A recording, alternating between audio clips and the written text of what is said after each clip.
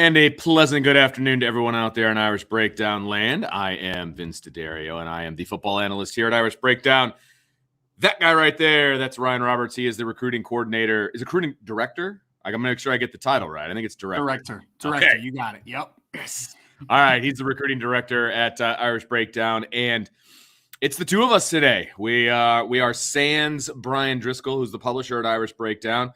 And we both got a text. It's going to be the two of you. And we're like, all right, we got this. So it is a Friday free-for-all mailbag, everybody. So make sure you get your questions in.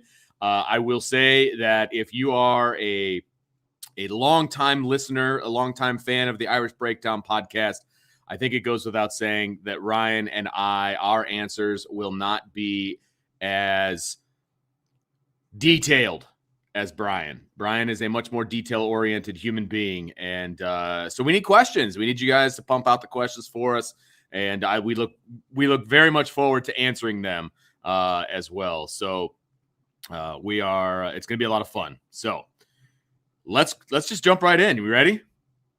All right, here we go. We can always count on John A1 to jump in with some questions. So here we go. John says, how much of a lead does Jacob Lacey have at the nose tackle position? Is there a real threat to him if he's on his game? You want to try to take a stab at that one first? Yeah, and then I would love to hear your little context from yesterday, Vince. Obviously, checking in on the first practice. I would think, especially because obviously we heard that Howard Cross is kind of cross training, at a couple different spots.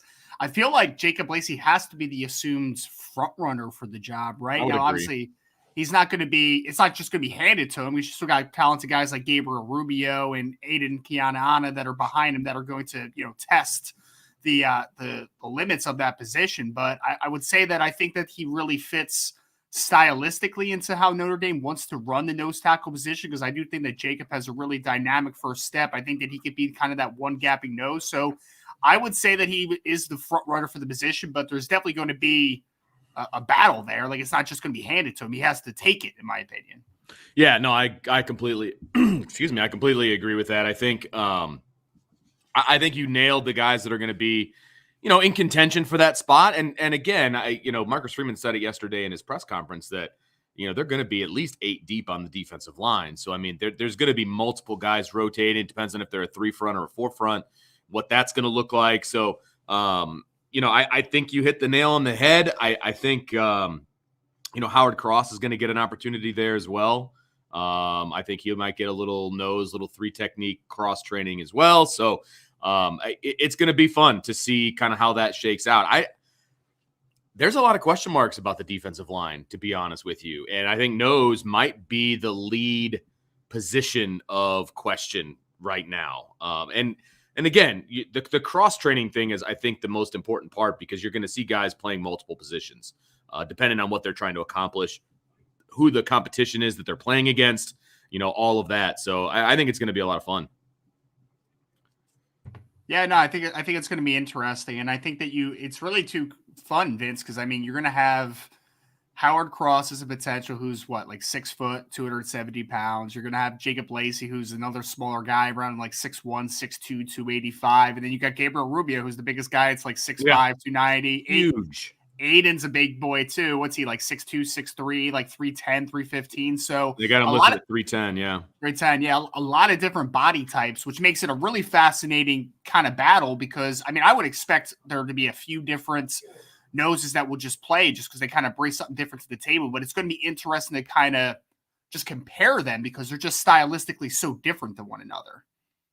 Absolutely. So let's move on to our next question. John says, getting Joe Wilkins back is huge. He's made 100% recovery. Is he now the lead at W, or is he pushing one of the younger players? I don't know that I would say anybody's the lead for anything, to be perfectly honest with you. I think having him back is huge. We talked about this a little bit yesterday when we were going over our practice report. Having 6 scholarship receivers is going to make a huge difference because you've got 2 quarterbacks that are competing for the starting job, and they're going to rotate between the 1s and the 2s. And you've got 6 receivers who all can legitimately play. And so they're going to be throwing to guys that they should be throwing to, right? And you're not going to have like a random walk-on, in that 5th or 6th spot. So I think having him back just from the spring standpoint is huge. I wouldn't put anybody as far as being a lead. Look, I think Braden Lindsey is probably going to be a starter, but his reps are going to be limited, right? He's not going to be a 60 rep guy, I wouldn't think, right? I honestly, I think the leader in the clubhouse right now of guys that are healthy is Lorenzo Styles. Like I think he's got the biggest edge on anybody to be a starter. So I wouldn't put Joe as a leader. I would put him in the mix for playing time right now. Yeah, no, I agree. And I think that it is big for Joe to have the spring, right? For a couple different reasons. One, for his own sake of trying to find a role in the offense, because it's just obviously you have a couple of veterans coming back with him and Braden Lindsey, who'll be in the spring, and then Avery Davis, who of course is still recovering from the injury. But those guys are going to be pushed. You mentioned Lorenzo Styles. You can mention Deion Colsey. I know Brian said that Jaden Thomas looked real good yesterday on the podcast. So there are some young guys that are coming, man. And I definitely don't think that it's assumed right now that Joe Wilkins is going to gain or be the lead for the starting spot at W. But it is good for him, one, for depth purposes for the spring, because obviously that was a position that was going to be a little light. But also it gives him an opportunity to compete. And he has obviously some experience coming back, and it's big for the room in the spring because obviously you're going to have Avery Davis, who's going to have a voice, but he's not going to be participating. Having him and Braden Lindsey to help get these young guys going a little bit is going to be huge for the team just in general. So I wouldn't say it's necessarily that he was going to be able to take the lead because he's playing, but he obviously gives himself an opportunity to do so with his presence. Well, it's a Friday free-for-all mailbag, which means everything is on the table. And I know Tommy has asked this question multiple times, so I'm going to throw it up because he's asked it a bunch, and frankly, I want to answer it. He says maybe today because he's asked it a bunch, and I'm always out by the time we get down to it. But he says, Vince, what are your thoughts on baseball's new rules? So really, the only rule that I believe went into effect as far as on the field for this season is the universal DH.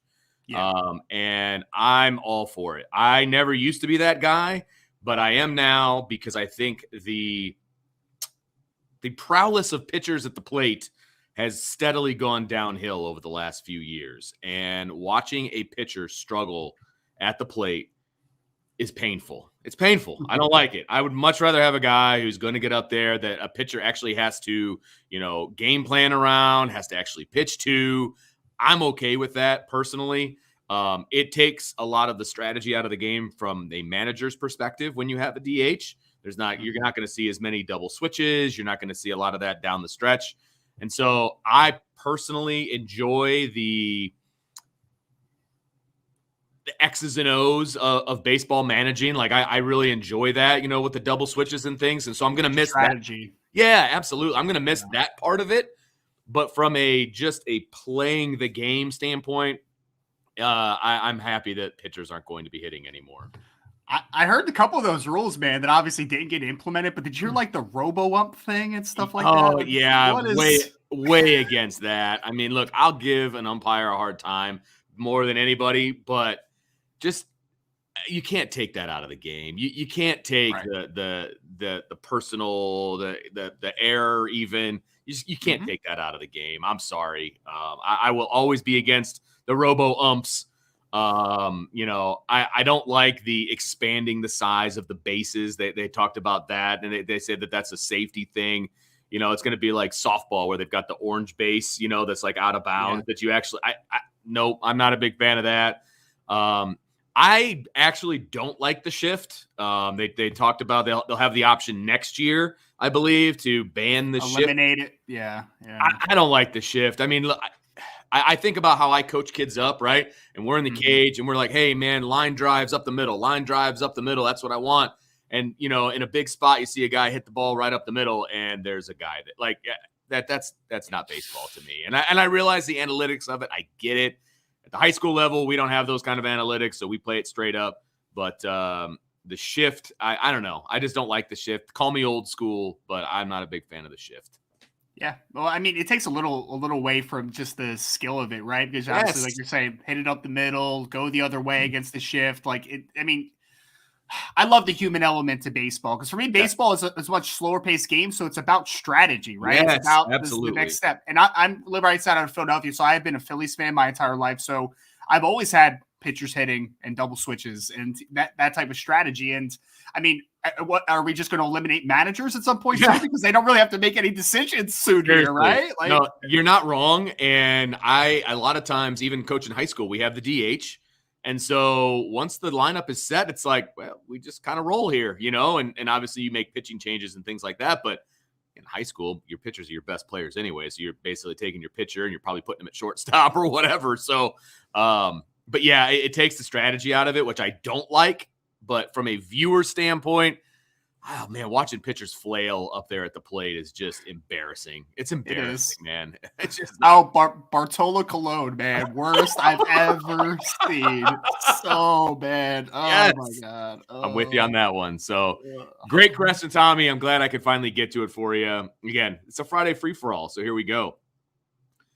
John says, can the 22 O-line group match the 20 O-line level of play? Is that fair to ask? Interesting question. Okay, so 20, obviously we're talking about Liam Eichenberg, Robert Hainsey, Aaron Banks. It's a really good group. Jared Patterson and Tommy Kramer. I almost forgot about Tommy. That was a really good group, man. I think the one thing that they had, obviously, is they were very experienced. That was a very senior-laden team. I mean, you had, of course, Jared, who was only a redshirt sophomore, but even he was a second-year starter at that point, right, at center. So can it match it? I think it could get close because I think talent level, they might have more talent across the board on this year's given talent. Yeah, right. Right. Exactly. But the thing about offensive line play is that the longer you play with the same guys, that's where that cohesion works in, right? That's where that development comes. I think more 2023, we can really start them becoming maybe a top 5 offensive line. I think on the last show, I said, I think they could be a top 10 offensive line in the country this year. But I really think that experience and playing time is just so important for offensive line. I don't know if they'll quite match it, but I think it's going to be close because I do think that they have more natural ability from left tackle all the way to right than they did in that group. It was just that group was just so experienced. Right. I think that's a really good point. Is it possible that they could get there? Yeah, it's possible. There's a better coach in place than there was in 20. And I think that could make a big difference. Now, if we were talking 23 to 20, I think that's a much better comparison, but it's still super early for 22. We don't even know officially who the 5 starters are going to be. We can guess. But I really like what I saw yesterday and what I saw on video because our buddy Chris Summers was the one taking video of the offensive line. But I could hear Harry Heastan where I was, right? And so I like where things are going. So there's a possibility for sure, but you're going to get most of those guys back next year too, which is fantastic. So I think that the trend is where I like it. Will they be as good? We'll see. It's going to be kind of a wait and see. But yeah, there's a possibility for sure. And I think it is absolutely fair to ask. Mm-hmm. Yeah, no, it's a great question. I think the 2023 group, when we're talking about Blake Fisher being a junior, Joe Alt being a junior, Rocco Spindler maybe moving into the starting lineup as a junior. You're talking about Andrew Kristofic maybe being back for a 5th year. I think that's where that step gets taken from potential top 10 offensive line to top 5. But like you said, anything's possible with the talent level up front and Coach Heastan coaching. Right, exactly. Absolutely correct. Hunter H says, hey, Brian and Vince, and we'll just substitute Ryan for Brian. It rhymes anyway. Yesterday, you guys were saying the first thing Coach Stuckey taught was how to get off press coverage. Why didn't the previous wide receiver coach teach that? I think Brian and I had asked that question to ourselves and to the Abyss multiple times, and I don't think that there's an answer that we know of, to be honest with you. Maybe it was taught, but it wasn't emphasized. Let's put it that way. We talked a lot yesterday about what your emphasis is. And because that was one of the first drills that they worked on, clearly that is an emphasis, right? It clearly was not an emphasis in the past because they were not good at it. And it was across the board. It wasn't just 1 or 2 guys. So it's not what was emphasized. And I without sitting down and asking Del Alexander why he didn't coach that up and why it wasn't an emphasis, I don't know the answer. And we're going to be stuck speculating. Yeah. It's so bizarre, right? Because I mean, I know you have a high school football coaching background. I coached high school football too. It's just like Yeah, that's just a thing you do every single day, defeat exactly. press. Like it's Yeah. not it's not like it's something that's like super advanced. Like that's just Right. something you teach. So just Yes, very I know. confusing on that one. I'm with you, man. I don't know. I don't know. Ryan and Vince, is it too much to ask for an offense that will pound you on the ground and burn you through the air? The short answer is no, it's not too much to ask. And based on Marcus Freeman's comments at his press conference, he wants a team that can run the ball and stop the run. So I think there's going to be an emphasis on pounding you. I think that is going to be an emphasis. And no matter whether it's Drew Pine or whether it's Tyler Buckner, they have the ability to burn you, through the air as well. So it's not too much to ask. I think the pieces are there. I think the weapons are there. It just all has to come together. Yeah, and I think you saw a changing of ideology of offense last year in the bowl game with Coach Reese taking over, without any hindrance to how he calls plays, right? So I think that there's definitely going to be more of an emphasis to create explosive plays, to your point, Skylar, and I think that you will see that. The ground game is going to be very dependent on, I mean, one of the biggest things, obviously, is offensive line play was not up to par last year. And now they have Coach Easton coming back. In theory, your offensive line should be improved. You certainly have talent at running back with Chris Tyree and Audric Estime and Logan Diggs and that group and Jadarian Price coming in. So the ground game should be improved. And I think there is going to be more of a point of emphasis of creating explosive plays in the passing game just based upon Coach Reese really kind of putting his stamp on this offense, hopefully. Right. Absolutely. John has another one. He says, is Cam Hart in a similar situation to Kyle Hamilton last spring with his injury, or is it different because of other factors? It's a different position, the current skill level, etc. You want to tackle this one first? Yeah. Is it a similar position? I wouldn't say exactly because, I mean, Kyle Hamilton was going into the third year, and obviously he could still get better as well. So I'm not saying that he can't get any better and he doesn't need spring, but he's more of a closer to a finished product, right? Like you don't want him to have an injury in the spring where it would be a recurring issue. Cam Hart is obviously recovering from an off-season surgery, and he is a player that can still get better. He's still only entering his second year as a starting player. So I do think it's a little different, John. I think that I understand where your mindset's coming from and why it would be similar because, being held out in defensive backs, and I totally get it. But I think Cam Hart is in a different spot in his career than what Kyle was last year, if that makes sense. Mm-hmm. Absolutely. I think they're not the same player. I mean, Kyle Hamilton was an All-American type player. Cam Hart's not there yet, right? So I think the developmental piece, it would have been beneficial for Cam Hart to be there this spring. I mean, now it gives other guys opportunities, obviously, and that's awesome. But yeah, I mean, it's similar in the fact that he's a returning starter and he doesn't really have anything to prove per se. I mean, he's going to start next year, right? Regardless of the fact that he's out in the spring. But I think that might be where the similarities end, to be honest with you. At least that's the way I see it. I think there's more room for improvement for Cam Hart than there would have been for Kyle Hamilton. But I see where you're coming from, John, for sure. But I personally wish Cam Hart was out there. But,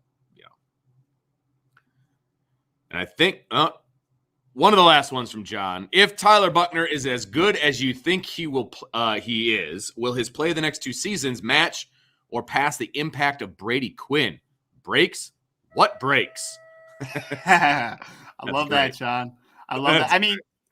I mean, obviously Brady was, going into his first year under Coach Weiss, had played a little bit of football the last 2 years, right? Like I think the year before that he threw like 18 touchdowns. So like he had played football. He was entering his junior year.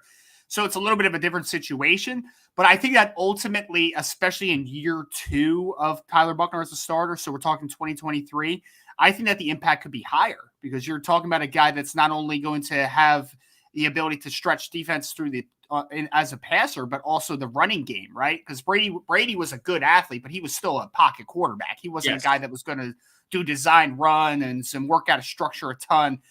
Tyler gives you a different type of impact. So I do think that long term over the next couple of years, it could possibly be better than Brady from the perspective that he can impact the game in different ways and more ways than a Brady Quinn can. So I think the upside is there for sure.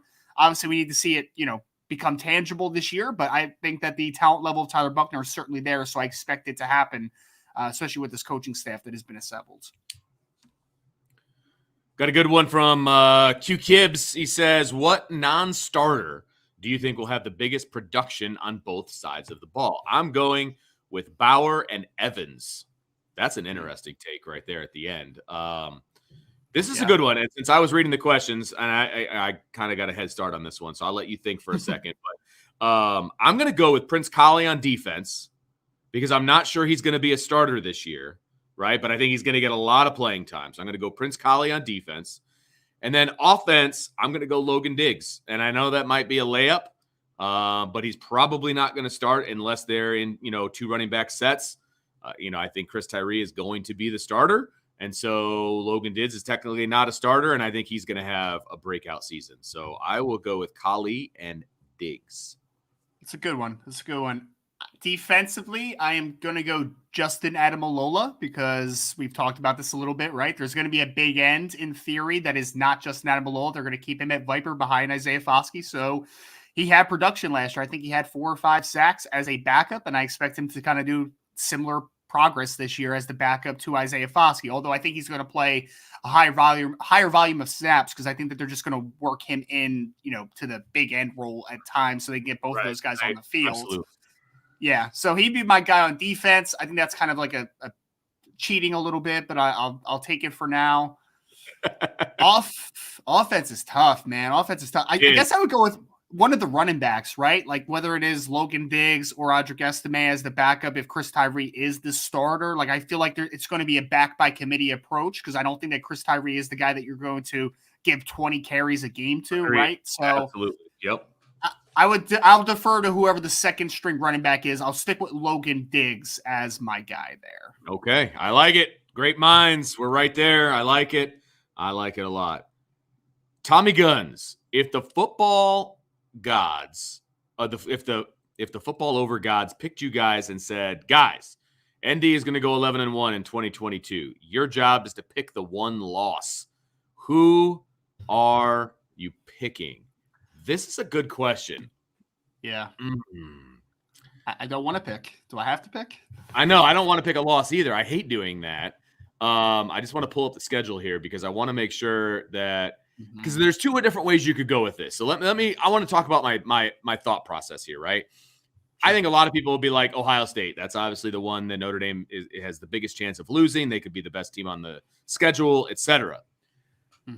I think I might go a different direction and pick a different team because if they can beat Ohio State in game 1 in Columbus, the momentum that is going to give Notre Dame and the clout that they will get nationally is going to be massive. It's going to be absolutely massive because I don't think anybody expects Notre Dame to win that game, right?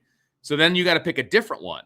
And I almost feel like I want them to lose just kind of not a no-name game, but like, if they can beat Ohio State, they can beat Clemson, right? They can beat Southern Cal. And then maybe they lay an egg to, I don't know, BYU in Vegas or something like that. You know what I mean? I still feel like they will have a lot of momentum for the season because they've got some pretty good teams on the resume, if that makes sense. No, it does. I think I am going to defer to Ohio State, even though I was trying to do the same thing. Like I was trying to pick a game that wasn't Ohio State because I just think it is the obvious one. The 2 biggest games on the schedule, in my opinion, are, as far as the best teams coming back are Ohio State, obviously in game 1, and then when they play Clemson at Notre Dame Stadium November 5th, right? Like those are the 2 best teams on the schedule. Notre Dame has beaten Clemson already over the last few years, although True. I know some people put an asterisk next to that because of Trevor Lawrence not playing, but it's fine. For now, we'll just say they beat Clemson. I would say because this is my struggle, Vince. Like I would rather than beat Ohio State because of the pertinence to recruiting, right? Like my mind is to recruiting for a second. Like they have done a good job asserting themselves as that Midwest power, right? And Ohio State, obviously, in a similar region there, they have a lot. They're going to be targeting a lot of similar recruits in the Northeast. So I would love for them to beat Ohio State because I think that really, especially with guys like Carnell Tate that is on the fence between Ohio State and Notre Dame. Like, that's just a big moment for Notre Dame. So I'm going to say hopeful. If there's going to be one loss, I'm going to say it's not Ohio State. I guess I'll go with Clemson is the loss. Okay. Because I really think that there's more long-term implications as far as recruiting and just owning the North if you are able to beat Ohio State than if you beat Clemson. Okay. I like it. I like where your head's at.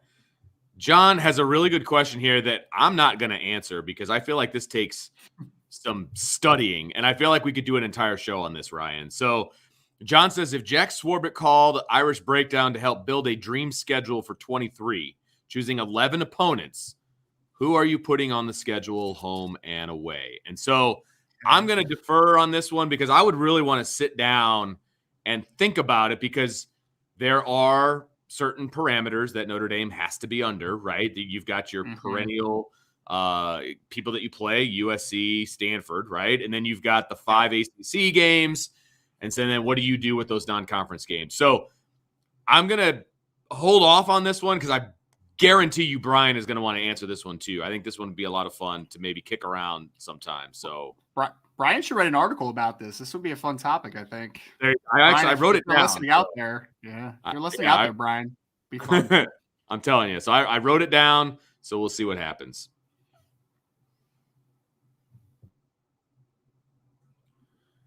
Jojo Pineda says, happy Friday, guys. IB Nation and Vince's favorite hour. No doubt about that. The offer to Eli Bowen. Is it more to keep Peyton in, or is he a good corner recruit? It's a great question, Jojo. I'll say this, okay? Me and Brian have talked about this before that, we have talked extensively about Peyton Bowen seeming to be a little, I don't want to say flaky, but, he's a commit, obviously, in the 2023 class out of Denton Guyer, and he's a top 50 type of recruits, and it's, he has been not very open about taking visits, and it was kind of something where, like, Keon Keeley has been open and said, like, hey, guys, I'm committing. I'm also going to take visits. Justin Red out of Las Vegas, I'm committing. I'm also going to take visits. It was always a part of the plan. That plan was not as much on the forefront with Peyton Bowen. So there's left some uneasiness just from an outside perspective of how committed he might be. Now, this is a big step because I think getting Eli, at least offering him and getting him involved with the Notre Dame class is very interesting because he plays at the same school and he is a player where you're going to you're obviously the brother relationship. So, Jojo, I think that it is based upon the fact that Eli is a talented recruit. I don't think this is just because it is Peyton's brother, but I do think it helps in Notre Dame's favor that this is a situation that they are in and a situation that they can kind of curtail to their process. That's a great answer. I love it. And of course, Jojo has to ask the most common recruiting question that we have here at Irish Breakdown. And no offense, Jojo, I am not saying it that way. Everybody's wondering. So I have selected you as the token question asker of this question. I know it's still early. How are we looking for Tate and more? Is he visiting soon? Can't wait for the staff to close on more. Yeah, no, and Jojo, another good question. I will say I apologize if everybody, I think there's a lawnmower that's going outside right now, which is fantastic timing. So how are we looking for Tate and Moore? And there goes the lawnmower again. They're in a great position for Dante Moore right now, Jojo. I would not want to be in any other team's position right now. I think that we'll have clarity on Moore's commitment probably in the next month or so because I think he does want to make a spring decision. Carnell Tate, I mean, we talked about this a little bit on the premium message board for like an in-depth look on it, but he had a really great visit. I'll leave it at that. And I think that Notre Dame did narrow the playing field with Ohio State. So they are firmly in that recruitment. And I feel personally very good about where they are with Dante Moore. And I know Brian does as well. God Country, Notre Dame, and barbecue. Marcus Freeman said he wants to he wants the identity to be running the ball and stopping the run. Do you believe he already knows the strength of the offense will be running the running game, or is that just his goal for the team?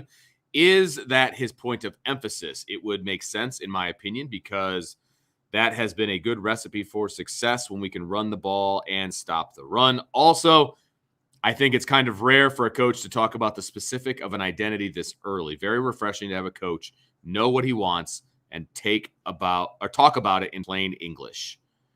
I think that, and he's very clear about this, and he was very open about the fact that he is leaning on Tommy Rees offensively. He is leaning on him for the quarterback position race, that he is learning as much as he can about the offense every day, which I appreciate. I appreciate the candor. He's not just walking in the door and saying that he's got all the answers, which I think is great. And it's obviously true as well. So I think that he sees that as a recipe for success. And I think he sees that, and he talked about Harry Heastan and what a breath of fresh air that is, and having him there and what he brings to the table. So I think he has a lot of faith in the offensive line. I think he knows what he knows about Tyler Buckner is that Tyler is a good runner of the football. He knows he's got a good room, the running back room, right? I think that he still needs to learn a little bit about the identity of the offense, right?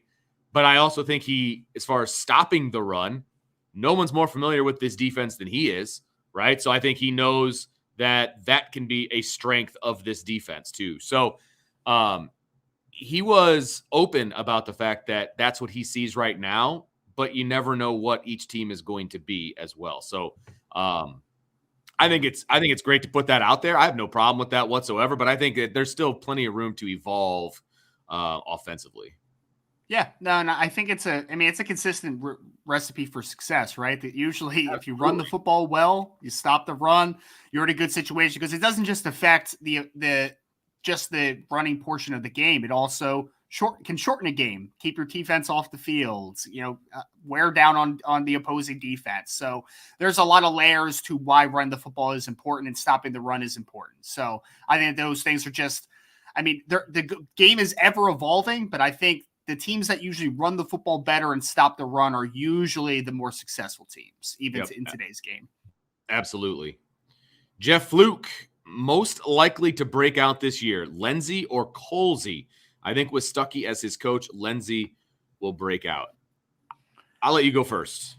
Yeah. I hope it's Braden, because I think that he brings a lot of different skill set than because I think that there are wide receivers on this roster that have really good speed. Like, I think that Styles can run for sure, but Braden Lenzy brings just a next gear, right? Like, he is the fastest wide receiver on the roster. So there was a question earlier about the ability to create explosive plays. Braden Lenzy can create some explosive plays. Now, traditionally speaking, if the offense was consistent to what we've seen over the last few years, I would say Deion Colsey, because it traditionally runs through what is an X receiver into the boundary. Notre Dame calls it their W.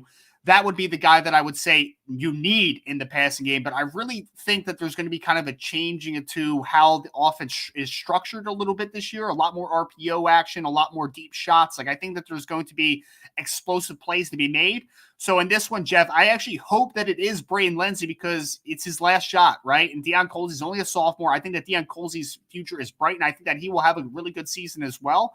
But I think that Braden Lenzy is a very important player for this offense to create explosive plays in 2022.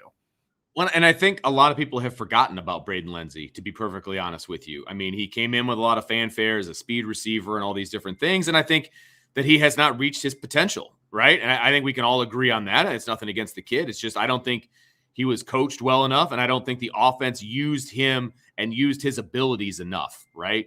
And so I think he has a great opportunity to break out, especially the manner in which we saw them practicing with him yesterday and doing some of the drill work that they were doing. It's like, okay, they're going to put an emphasis on speed, and they're putting an emphasis on getting the ball into the hands of guys who can make plays. And so I think that is setting up Braden Lenzy to be a breakout player, because they're actually going to utilize his skill set. And I think part of that is also the Chancey Stuckey effect, right? I mean, he's going to coach the crap out of this kid, and he's going to get everything out of him. I mean, what was the 2 fastest wide receiver times at the combine were Baylor guys, or right up there, right? Yep. And look, he was only the coach for 1 year, right? But I think he knows how to coach speed. I'll say that. So I think that it's a good pairing with those two. I think it's also a good pairing to have Tommy Rees with the hands off, and he's able to use his weapons the way he wants to use them. And so all of those things combined, I agree. I'm going to go with Braden Lenzy as well. Domer Grizz, happy Friday. Follow up to the Linebacker show. Does Junior Tuialamaka bring anything to the Mike position as a freshman that JD and Bo don't as upperclassmen? I mean, he brings, I mean, and I think that we talked about this a little bit on the message board from the practice report. He brings the most physically imposing as far as like he is a stocky, physically put together kid, even though he's only a freshman. I mean, what was he, like 240 pounds, right? 240 something pounds. Like he is a densely built kid. So he brings, I think, a little more thump than both of them. But again, this is a conversation where playing time and experience does matter, right? So can Junior come in and compete? Absolutely. Can he compete? But I don't, sure. But I don't necessarily think that he's going to unseat JD or Bo, at least as a true freshman, because I just think that there is things at any position where the playing time matters, right? The experience matters. And I really do think that people are kind of underestimating JD. I mean, who just had 100 plus tackles after being thrust into the starting spot after Maris Loifel looked like he was going to be the breakout star. So I don't think anybody in this is a foregone conclusion that they're going to be the guy, because I think that JD is going to have to compete as well to be the guy against some of the talent that they have. But I do think that Junior brings Domer Grizz a little bit more thump, because I just think he's a little better put together as far as just being a bigger, denser dude.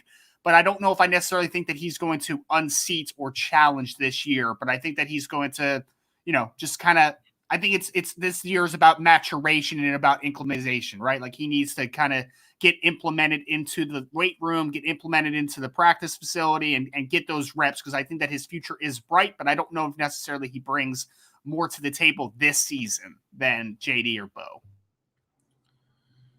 Domer also wants to know, is Donovan Heinisch a summer enrollee? I haven't heard his name much, but with so many beasts already on the defensive line, do you expect he'll ever make an impact?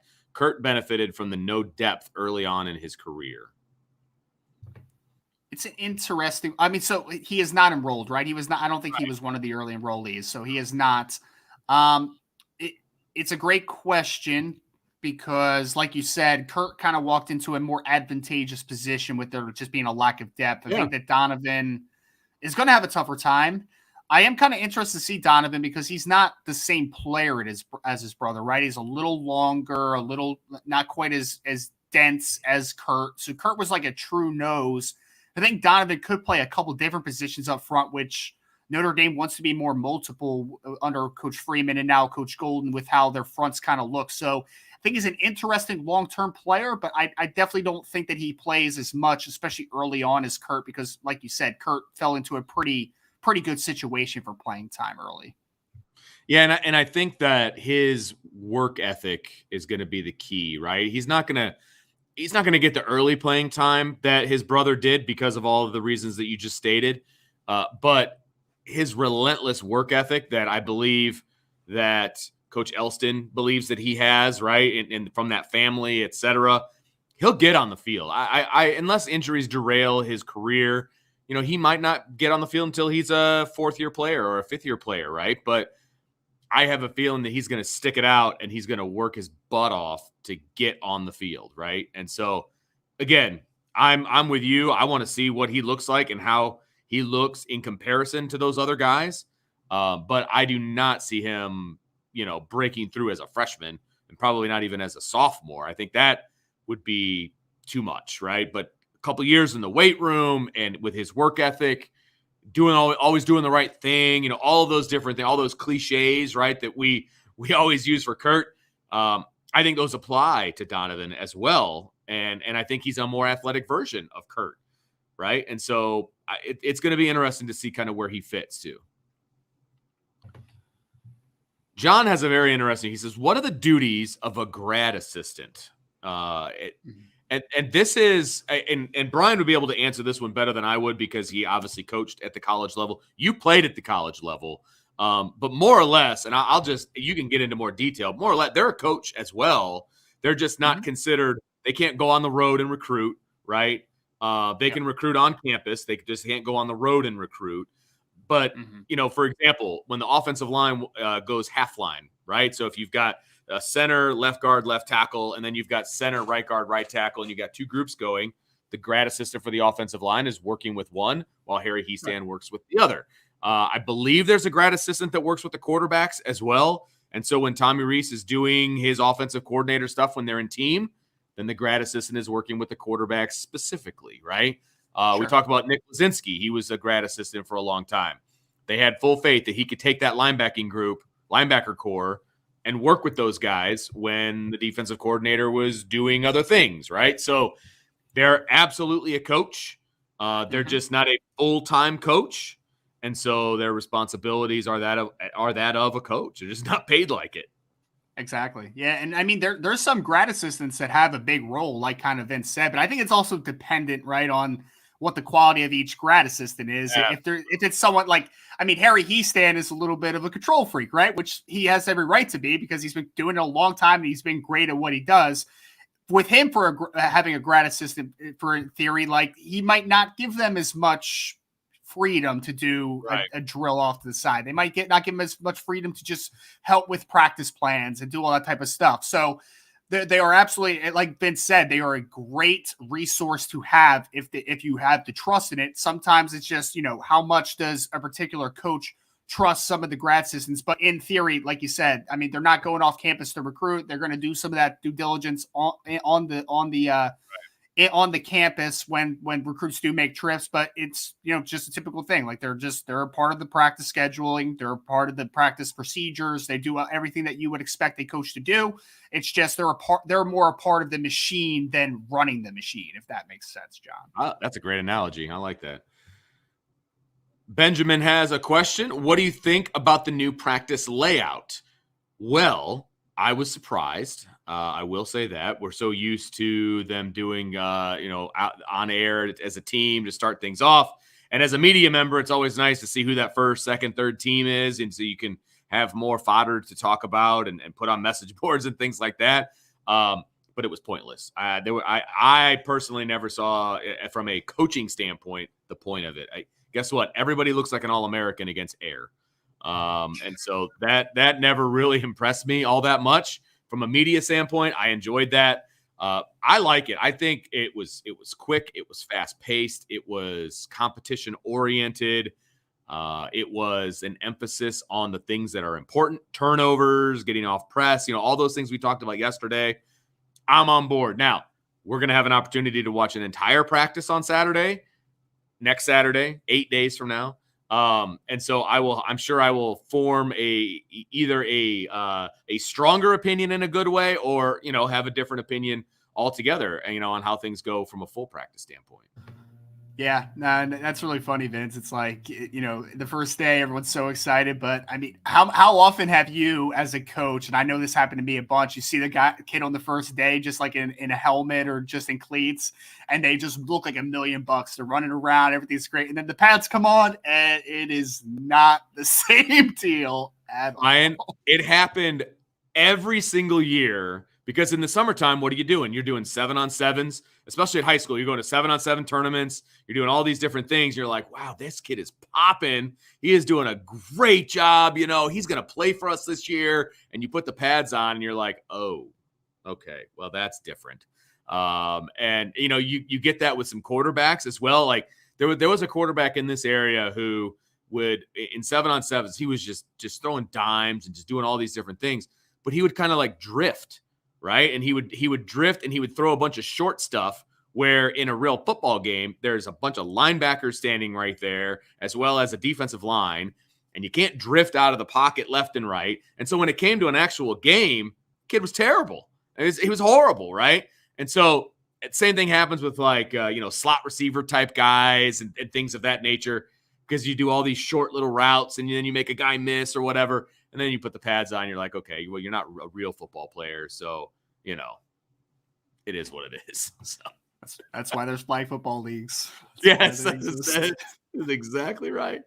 A recruiting question from JoJo. He says, who's going to be our first O-line commit? And would there be a run of offensive lineman commitments after that? Yeah, it's funny, JoJo. Me and Brian were actually talking about this yesterday.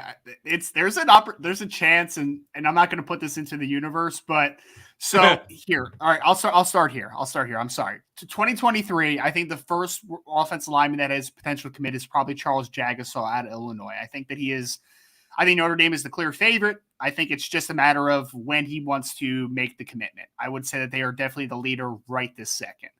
I also feel good about where they are with Monroe Freeling. I think they are in a solid position with guys like Sullivan Absher. But I do think that Charles would be my first guy to commit if it was today. And then I think that after that, you're going to see guys like Monroe Freeling and others that are in that, they're close. They're close, right? Like they're probably late spring, summer type of commits. And I'm not predicting that all of them go there. I'm just saying that right this second, I think Charles is a clear leader as Notre Dame. I think that Monroe is, if they're not number one, they're 1B for him right now between Notre Dame and Clemson. So I think Charles is probably the first guy to commit. But we were actually talking, me and Brian, there's an offensive lineman that Notre Dame just offered actually in 2024 named Peter Jones, who is going to be visiting Notre Dame the beginning of next month, who, folks, I'm just putting it out there, okay? And I'm not predicting this, okay? So do not put me on the string for this if I am wrong, okay? I think that there's a possibility that he can commit pretty early to Notre Dame, and it would not shock me if he is committed before a couple of these 2023 offensive linemen we're talking about. So there's a bold prediction, but don't hold me to it if it doesn't come true. But does that make it bold, though, if you're not going to be held to it? I don't know. Yeah, it can still be bold. I just have that out in case. All right. Sounds good. Brandon's got a pot of gold question. He says, what pot of gold offers stood out to you the most? And who are the impact talents? Who are the impact talents Notre Dame has a shot with, in your opinion? And I will hold on to that question because that's really a question for Ryan, and he stepped away for just a moment. Brian wants to know if I was talking trash about him with him not on the show. And then, of course, all of you came to his defense. So thank you for that. But no, I wasn't talking about. I said he was a very detailed question answerer, which I think is accurate. But, so yeah, I was talking about the boss man on the show. Absolutely. So I believe Ryan is back. And so we got a pot of gold question, Ryan. He says, what pot of gold offer stood out to you the most, and who are the impact talents Notre Dame has a shot with, in your opinion?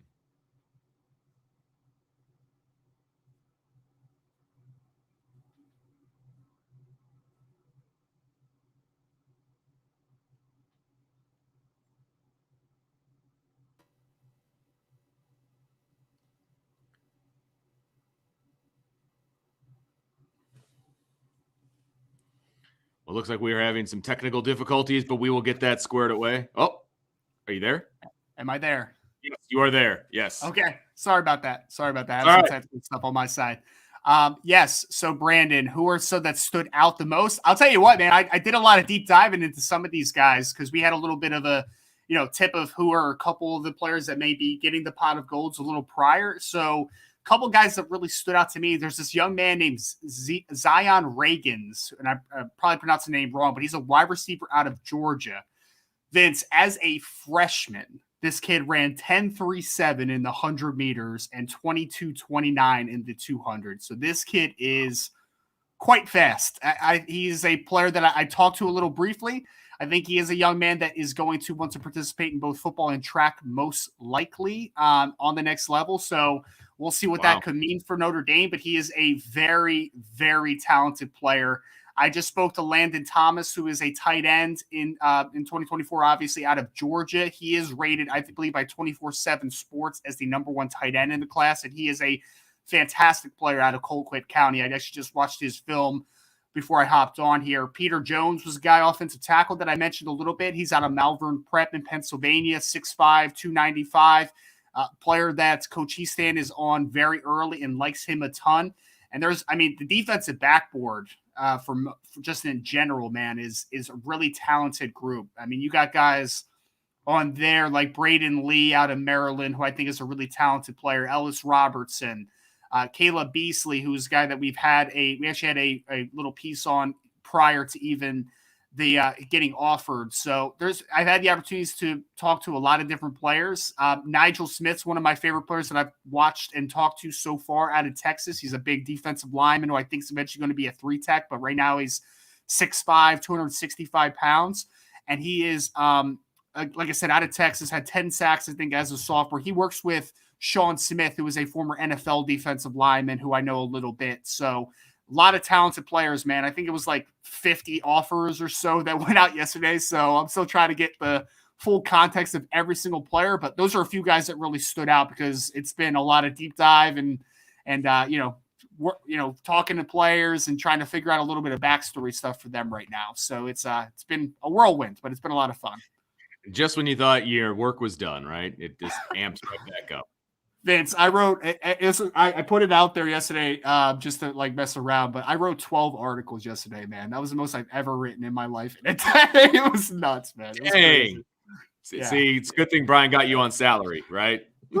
Yeah. I earned my paycheck yesterday, man. I earned it yesterday. That's right. Oh, man. I'm going to let you read this one because I will butcher these two names. So you go, buddy. All right, we got Charles Jagasaw versus Samson Okunlola, who is more complete right now, who has the highest upside. I think I would take Okunlola in both categories, to be honest. So Jagasaw's out of Illinois, Okunlola's out of Massachusetts. So they are both big kids. Samson's right around 6'6", 300 pounds, 295, somewhere in that ballpark. Jagasaw's listed at like 6'6", 308. So he's a little more, I think, physically put together, although Samson's obviously a big kid as well. They both have incredible length. I think in the ideal world, though, Samson is the long-term offensive tackle and Jagasaw is probably right tackle or inside to guard. But I think that both are tremendous prospects. But I do think right now Okunlola is a better pass protector than Jagasaw. Jagasaw might be a better run blocker, but I think that Okunlola is good in both areas right now, and Jagasaw is a little more of a work in progress from a technical standpoint as a pass blocker. So I would take Okunlola as complete right now, and I think that Okunlola has maybe the highest upside of any offensive lineman in the 2023 class because he is 6'6", 300 pounds, vines for arms, supposedly has like a 7'1" wingspan, and he's got really good foot quickness. So I think I would take Okunlola in both of those aspects. All right, good deal. Domer Grizz back in the saddle. It says, what position group are you the least curious to see during the blue gold game? Obviously, we all want to see the O-line, wide receivers, quarterbacks, etc. But who's last on the list? For me, it's tight end. I know that's a good one. Yeah. I know pretty much what I'm going to get from the tight end position. And so I am not overly enthusiastic. I shouldn't say I'm not overly enthusiastic. It's the bottom of the list for me. Yeah, that's got to be the answer, right? It's got to be the answer. It's just a lot of question marks all around, right? Yeah, I was even thinking about defensive line since, a couple, obviously Foskey and Adam Alola are going to be, Jason Adamalola, that is, are going to be limited. So it's like, does that matter as much? But then I do want to see the depth, though, that's behind them. So, absolutely. Yeah, I think it's tight end. Because, we all want to know who commodity. Yeah, we all want to know who the number 2 guy is going to be. Sure. Because I think that's going to be important. But, I have faith in whoever gets that spot. So I'm not that worried about it. I would typically say like a kicker or a punter, but that's a big question mark for Notre Dame this year, too. So, yeah, that's true. Timothy Miller says, how will Notre Dame's offensive line match up against Ohio State's defensive line? Neither one was great last year. Who wins the battle? This is an interesting one, and this is going to sound very rose-colored glasses of me, but I'm going to say the Notre Dame offensive line for 2 reasons. Number one, I think they're with the new coach and with the experience that they're bringing back from last year to this year, I think it's going to be a huge upgrade from the offensive line. And then as far as the Ohio State defensive line, obviously, it's not. That argument doesn't make a whole lot of sense anymore. So I'm going to retract my second argument. I like where Notre Dame offensive line is going to be. Notre Dame does have a former, Ohio State defensive coach coaching, defense for Notre Dame right now. So maybe there's some tricks and things that he can bring to the table a little bit against, to help out the offensive line. But even without that, I still like Notre Dame's offensive line. I think that that's a position battle that Notre Dame can win. Yeah, no, I agree. They asked us a similar question on the last podcast I was on with Brian, and I picked Notre Dame in that instance as well because Ohio State's defensive line was not great last year, and they're also going to be breaking in, a new defensive coach. So, it could get better, but and this is more from an NFL perspective because I watched Zach Harrison this past year because I thought maybe he would come out. So I watched him a little bit earlier. He decided to go back. just wasn't great last year, man. Just wasn't great. And I know they have him. They have the JT kid who was a freshman last year who played a little bit. He had flashes, but like it wasn't overly great. They're losing Haskell Garrett. So they have, I think his name's Talik Williams coming back, who had some flashes as a freshman as well. But I don't know. Nothing that I watched the Ohio State defensive line got me overly excited, to be honest. And obviously I'm a little closer to the Notre Dame situation, so I have a little higher expectations for how much they could improve. But I think it is a real thing to assume that Harry Heatstan is going to have a huge point of emphasis and a huge bump to this group early on in their tenure here. And I think that they have a lot of talent also to work with. And I do think that they're going to come out and they're going to look a lot better. And I'm just not sold that the Ohio State guys are as good as their billing is for them. That's fair. Josh Miller says, Vince, do you see Drake Bowen playing football for 4 years, or do you think he'll stop and concentrate on baseball in a few years? Good luck on your baseball season. Well, thank you for the good luck. We actually have our first game a week from Tuesday, so I'm really pumped up about that. But anyway, you know what? It just really depends on his trajectory and how things are going in both sports.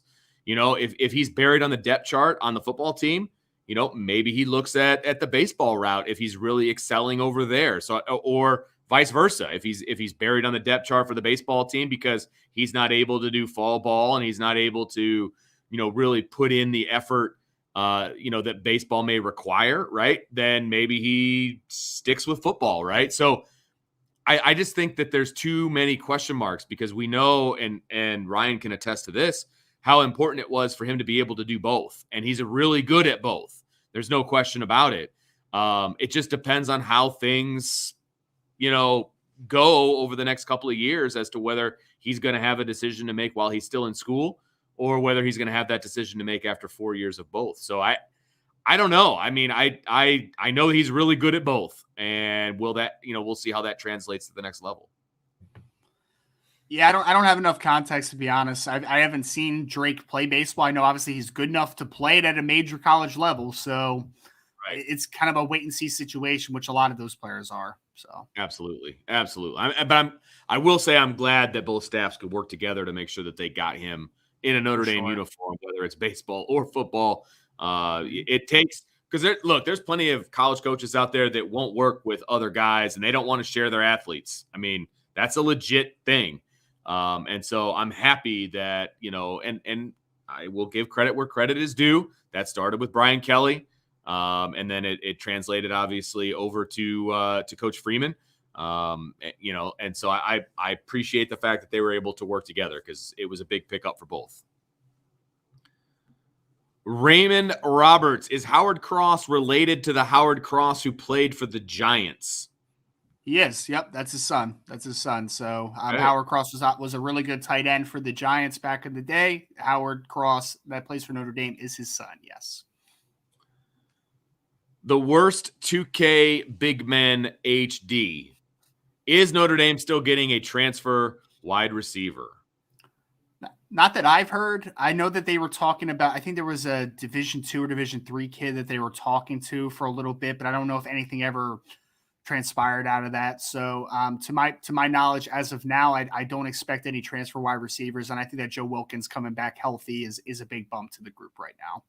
Yeah, absolutely. And I just don't think it's necessary. I mean, now granted, if there's injuries and things of that nature, obviously, then that changes. Yeah. But the fact that Lindsey and Davis and Wilkins all came back, I think that lessened the need to hit the transfer portal.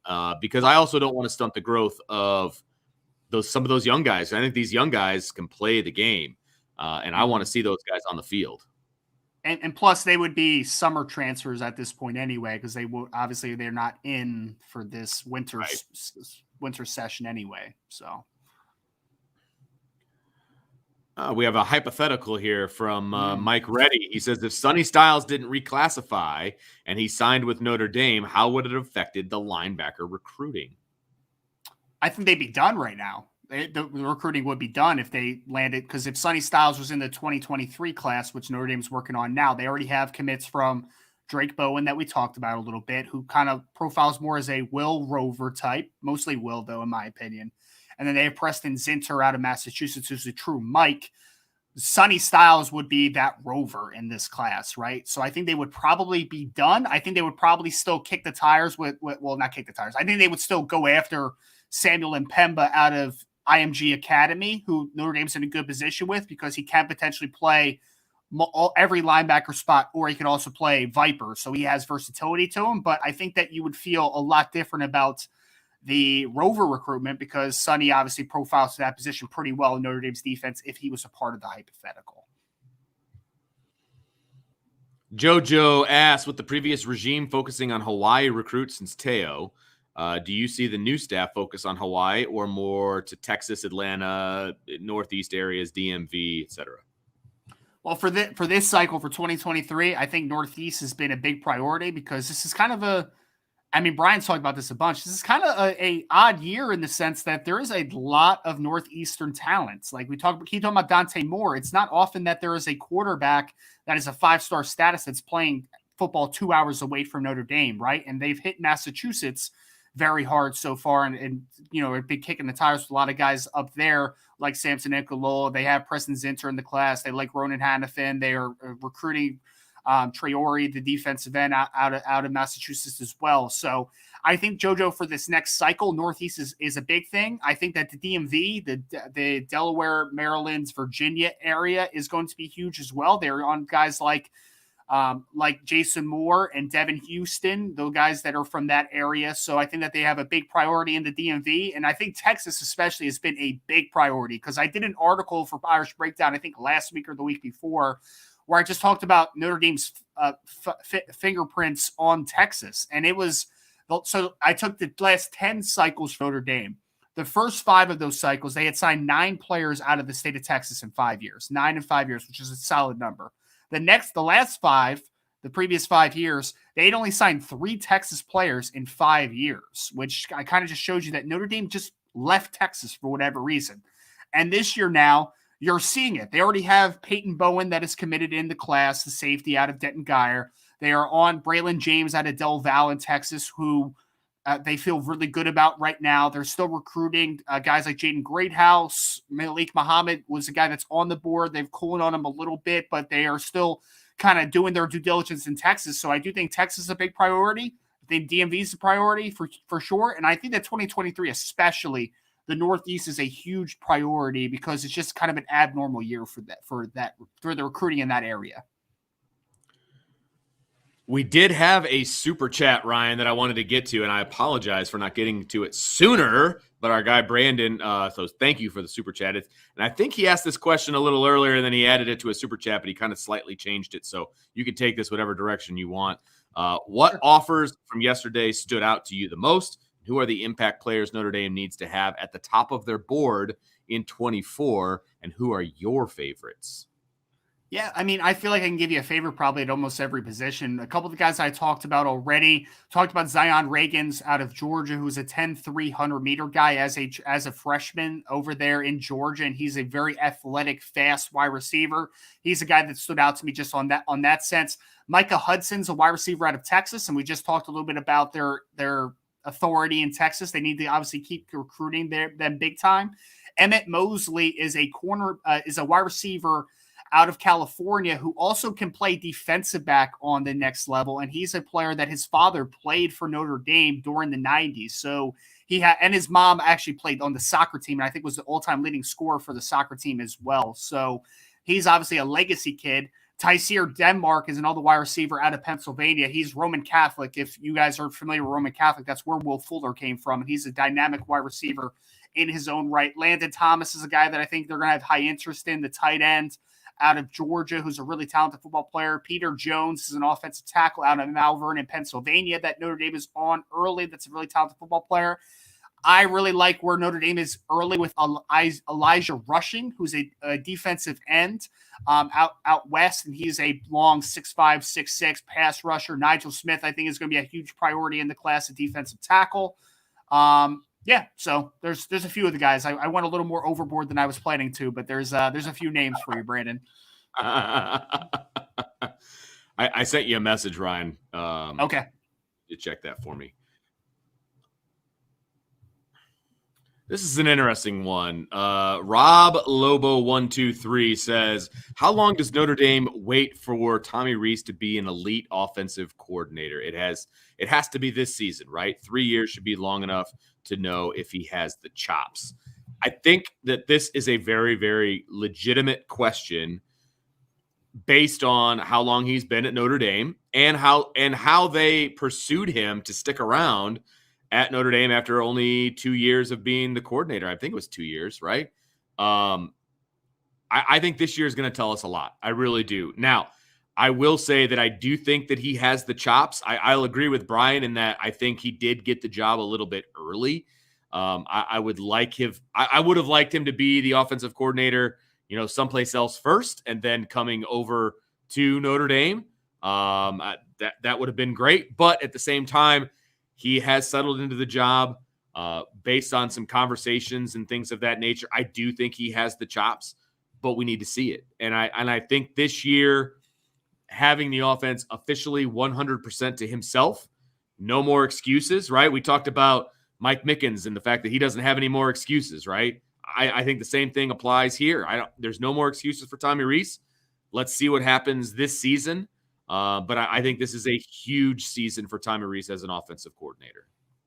Yeah, I agree. And there's been the excuse that he was kind of, stunted a little bit under Brian Kelly, just kind of abiding by what he wanted. So this is his first opportunity to show that when he's ability to be creative and to really put his imprints, he can do it. So I'm excited to see what Tommy does this season.